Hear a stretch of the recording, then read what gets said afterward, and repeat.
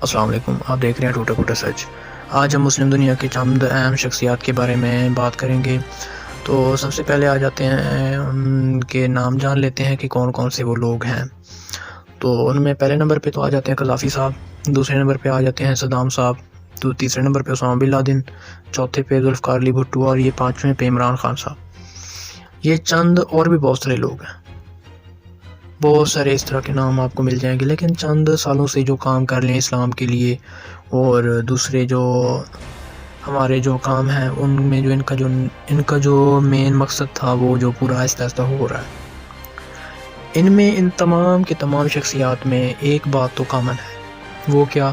وہ یہ کہ امریکہ کے بالکل پورے پکے پکے دشمن تھے۔ امریکہ ان کو بالکل بھی نہیں پسند کرتا تھا۔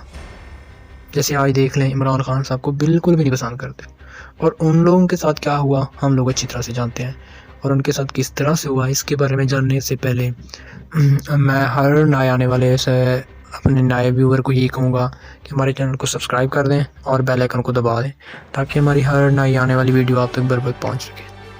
تو چلیں ہم بقیہ اپنے ٹاپک کی طرف آتے ہیں۔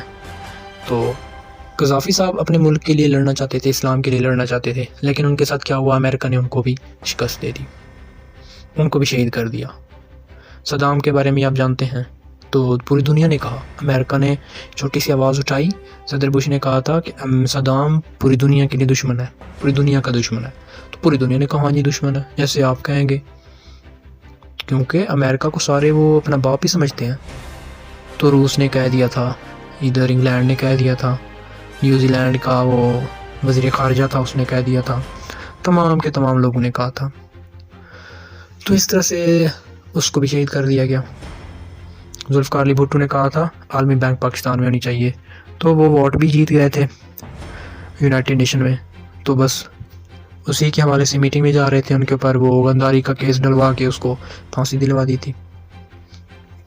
اسامہ بن لادن جو کہ امریکہ کے بالکل ڈٹ گیا تھا، اس نے کہا آپ جو یہ عراق کے اندر کر رہے ہیں بالکل غلط ہے، شام میں جو آپ کر رہے ہیں بالکل غلط ہے، ہمارے ایران کے ساتھ جو کر رہے ہیں بالکل غلط ہے، اور اسی طرح سے آپ نے ابھی چند دن پہلے اس میں افغانستان میں جو کارروائیاں کی یہ بھی غلط ہیں۔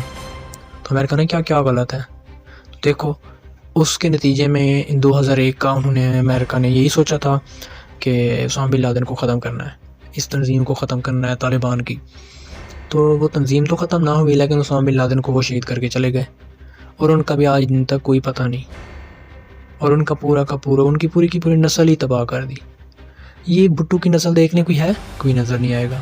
قذافی کی نسل میں کوئی ہے؟ کوئی نہیں نظر آئے گا۔ یہ صدام کی نسل میں کوئی ہے؟ کوئی بھی نظر نہیں آئے گا۔ اسی طرح سے امریکہ چاہتا ہے کہ وہ تمام کے تمام لوگوں کو اسلام کا تو نام و نشان نہیں رکھنا چاہتے۔ حضرت وسلم کا وہ والی بات تو آپ کو یاد ہی ہوگی، حضرت وسلم نے جب فرمایا تھا کہ ایک دور رہے گا، یہ جو غیر مسلم ہیں مسلمانوں پہ اس طرح سے ٹوٹ پڑیں گے جیسے کسی کو فرض کر لیتے ہیں، جیسے کسی کو پیاس لگی ہوئی وہ پانی پہ ٹوٹتا ہے۔ تو صحابہ کرام نے کہا تھا اس دور میں، فرمایا تھا کہ کیا اس ٹائم مسلمانوں کی تعداد کم ہوگی؟ تو حضرت وسلم نے فرمایا تھا نہیں، اس ٹائم مسلمانوں کی تعداد کم نہیں ہوگی، بلکہ ان کو دو چیزوں میں انٹرسٹ زیادہ ہو جائے گا، ان کو پیسے کا لالچ میں، اور دوسرا اپنی زندگی کا۔ ان کو اسلام سے کوئی واسطہ نہیں ہوگا۔ آج دیکھ لیں ہر کسی کو اپنی لگی ہوئی ہے۔ آج ہمارے ملک کے اندر ہم کتنا عمران خان کا ہمارا وہ کیا ہے، ہمارا وزیر اعظم ہے، ہمارا حاکم ہے، تو ہم اس کی کتنی بات مانتے ہیں۔ تو آج میں آپ کو ایک چھوٹا سا واقعہ سناتا ہوں۔ ایک بادشاہ تھا، اس کے دور میں بہت زیادہ مہنگائی، بدفعالی اور بہت ساری برائیاں اور مہنگائی بڑھ گئی تھی۔ مہنگائی اتنا ہو گئی تھی، ناانصافی اتنا ہو گئی تھی، بالکل انصاف کا نام نشان نہیں تھا۔ آخر کار اس بادشاہ کو موت آ گئی، اس کا بیٹا آ گیا۔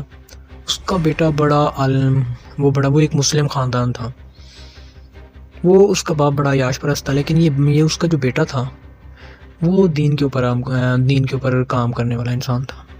اس نے کہا میں نے اپنے ملک کو سدھارنا ہے، تو اس نے سدھارنے کا ارادہ کر لیا، لیکن وہ نہیں جانتا تھا کہ یہاں کی مخلوق جو تھی وہاں کی، وہ گدھے سے بھی بدتر ہو چکے تھے۔ وہ نہیں سنتے کسی کی بات بھی، وہ ہمیشہ سوچتے تھے کہ ہمارا بھلا ہو جائے، چاہے جس طرح کا بھی بھلا ہو۔ تو اس نے سوچ لیا کہ چلو ہم شروعات ہی اپنے فوجیوں سے کرتے ہیں۔ تو وہ اس نے جو بھی اس کے فوجی تھے ان کو چن لیا. اس نے کہا یہ تمام کے تمام لائن میں آ جاؤ. خود بھی ان کے سامنے لائن میں آ گیا. اس کے ہاتھ میں ایک تیر تھا. اس نے اس تیر کو نکالا اور اپنے گھوڑے کی طرف، اس کے سامنے اپنا گھوڑا بھی ٹھہرا ہوا تھا، ان کو کہا کہ اپنے گھوڑے بھی سامنے کھڑے کر دیں. اس نے اپنا تیر نکالا اور اپنے گھوڑے کی طرف کر دیا. انہوں نے کہا جیسے میں کروں آپ لوگوں نے وہی کرنا ہے. تو اس نے ایسے تیر نکالا اور اپنے گھوڑے کو مار دیا. اس کا گھوڑا مر گیا.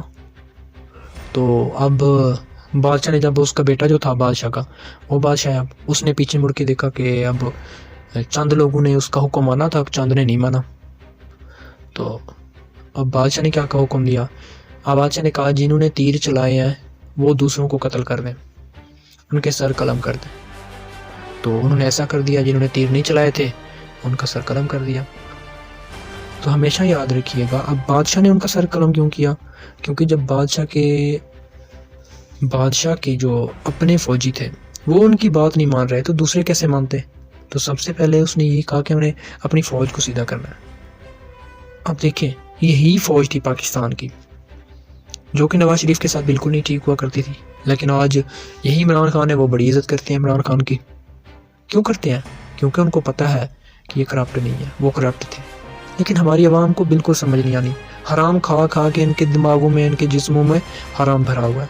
ان کو کچھ بھی نظر نہیں آنا. ہم نواز شریف کے دور میں ہماری عزت تھی دنیا میں؟ بالکل 0% عزت تھی. چاہے آج ہماری معاشیت بڑی کمزور ہے، اس کو بھی کمزور نہیں ہے، اس کو کیا گیا ہے. اس کے لیے بھی اچھے نظام ہو رہے ہیں. آگے والے اگر ہمارے پاس ان چوروں کو بھگا دیں، ہم عمران خان کو بھی ہٹا دیں، کوئی اور لے کر آئیں، اور وہ بھی عمران خان جیسا ہوا تو، وہ بھی عمران خان جیسی سوچ والا انسان ہوا تو وہ بھی اسی ملک اسی طرح سے چلائے گا. تو ملک تو چلانا ہے، وہ بھی طریقے کے ساتھ چلانا ہے. تو میں بھی ہوتا، میں بھی یہ کام کرتا. مجھے پتہ ہے میں نے ملک کیسے چلانا ہے. ہماری عوام کو تو نہیں پتہ ملک کیسے چلانا ہے. ہماری عوام کو تو یہ نہیں پتہ کہ 100 روپے کی چیز ہے، آج بک رہی ہے یہ چیز 100 روپے کی چیز ہے، اس کو اگر ہم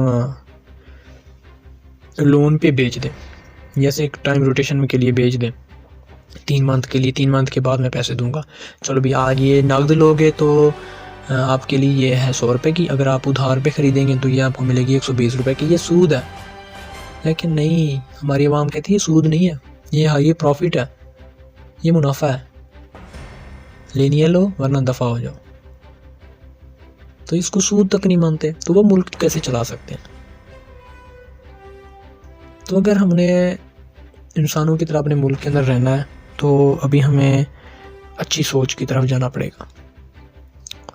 چلو یہ باتیں ہوتی رہیں گی، انشاءاللہ ملیں گے نیکسٹ ویڈیو میں. دیکھتے رہیں ہمارے چینل کو. السلام علیکم.